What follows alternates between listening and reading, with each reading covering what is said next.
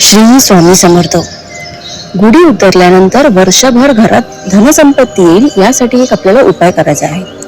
तर गुढीपाडवा या दिवशी नवीन मराठी वर्षाची सुरुवात होते. चैत्र शुक्ल प्रतिपदेस गुढीपाडवा हा सण साजरा करतो. हा सण खूप मोठ्या आनंदाने साजरा केला जातो.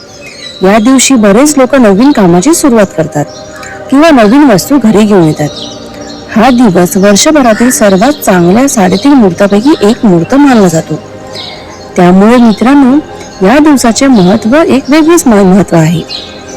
तर गुढीपाडवा पासून चैत्र नवरात्रीस सुरुवात होते. या दिवसात देवीची 9 दिवस पूजा आपण करत असतो. बरेच भक्त देवीची अखंड पूजा आणि उपासना करून देवीची कृपा आशीर्वाद प्राप्त करतात. येणारे वर्ष भरभराटीचे जावे आणि असे वाटत असेल तर गुढीपाडवाच्या दिवशी काही असे उपाय आहेत जे केल्यामुळे आपल्या जीवनात नक्कीच बदल घडून येऊ दिसू शकतो.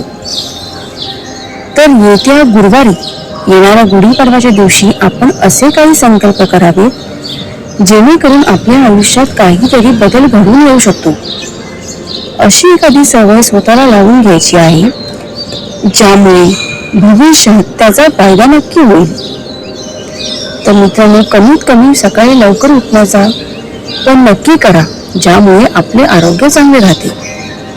आणि आरोग्य जर चांगले असेल तर त्याचा लाभ आपल्याला नक्की आपल्या कामावर होतो. तर गुढीपाडव्याच्या दिवशी सकाळी लवकर उठून सकाळची नित्य कामे पूर्ण करून स्वच्छ आंघोळ करून तसेच स्वच्छ वस्त्र परिधान करून प्रथम देवाची पूजा करायची आहे, जी आपण नेहमीच करतो. पण या दिवसापासून लवकर उठून प्रयत्न करा. त्यानंतर गुढी उभा करावी. त्यानंतर आपल्या कुलदेवताचे पूजन करावे, त्यांचा जप करावा, नामस्मरण करावे. कुलदेवताचे पूजन अगदी शुभ मानले जाते. कोणतेही कार्य किंवा कोणताही सण असू द्या, या दिवशी आवर्जून आपल्या इष्ट देवतांचे नामस्मरण करावे. जर तुम्हाला कुलदेवता तुमची माहीत नसेल तर ओम श्री कुलदेवताय नमः असा जप केला तरी देवापर्यंत पावन होतो. तर गुढी उतरवताना कोणता उपाय करावा याबद्दलची माहिती आपण पुढे जाणून घेणार आहोत. सकाळी आपण गुढी उभा करताना काही वस्तू गुढीला बांधलेल्या असतात. तर त्यापैकी एक म्हणजे साखरेच्या गाठी. कोणती साखरेच्या गाठी?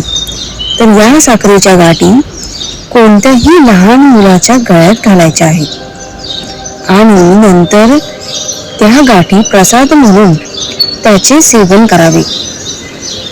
त्यानंतर गुढीला आपण कडुलिंबाचे पाने लावलेली असतात. ती पाने आपल्या घराच्या तिजोरीत ठेवायचे आहे. तसेच ज्या ठिकाणी आपण धनधान्य ठेवतो त्या ठिकाणी ही पाने ठेवावी. त्यामुळे वर्षभर आपल्याला कोणत्याच गोष्टीची कमतरता पडत नाही. तर मित्रांनो, हा उपाय तुम्ही नक्की करून बघा, त्यामुळे तुमच्या घरात भरभराट होईल. तसेच आपण जी साडी पण गुढीला बांधतो, तर ती साडी गुढीला बांधलेली साडी आपल्या घरातल्या मोठ्या स्त्रीने वापरायची आहे. त्यामुळे घरात नेहमी लक्ष्मीचे वास्तव्य राहील. त्यानंतर सर्वात महत्वाचा उपाय म्हणजे